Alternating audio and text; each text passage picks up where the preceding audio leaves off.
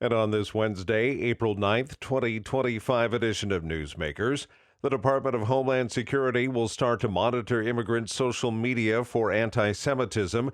In a statement, the DHS said anti-Semitic activity on social media, as well as physical harassment of Jewish people, will be considered as grounds for denying immigration benefit requests.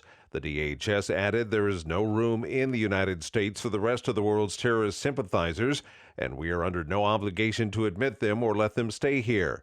President Trump has looked to crack down on anti-Semitic activity since being back in office.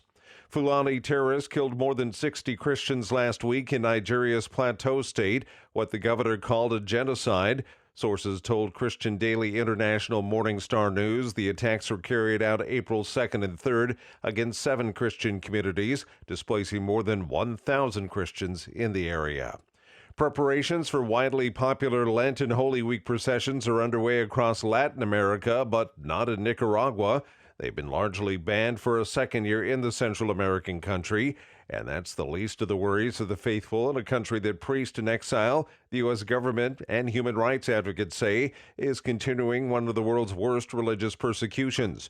More than 200 religious figures are in exile, and advocates say many of the clergy who are still in Nicaragua are under near constant surveillance and obliged to turn in drafts of their homilies for official approval.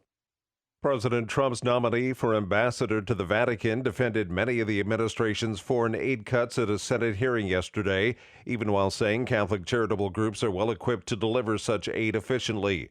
Brian Birch, whose Chicago-based organization Catholic Vote endorsed Trump in the 2024 election and helped lead a successful effort to boost Catholic support for the Republican winner, testified before the Senate Committee on Foreign Relations in preparation for a Senate confirmation vote. Birch, who has echoed some of the criticisms of Pope Francis voiced by other American Catholic conservatives in recent years, referred briefly to the pontiff in his opening remarks, thanking Americans for their prayers for Francis during his recent hospitalization. He spoke more generally of the Vatican as having a unique role in foreign affairs, including the promotion of peace and defending the poor and vulnerable. If confirmed, Birch would be representing Trump to a pontiff who in February denounced the administration's plans for mass deportations of migrants. In honor of Easter Sunday, American Idol will host a full-scale worship night featuring CeCe Winans, Brandon Lake, and other Christian artists. The Christian Post reports the April 20th episode of American Idol will be a 3-hour Songs of Faith special, where all 20 contestants perform worship and gospel songs in primetime. The episode will feature guest appearances and performances by Grammy Award winner Winans, Lake, American Idol alum Roman Collins, artist-in-residence Jelly Roll, and gospel quartet The Brown Four. Lake and Jelly Roll will perform their collaboration Hard Fought Hallelujah, which they released earlier this year.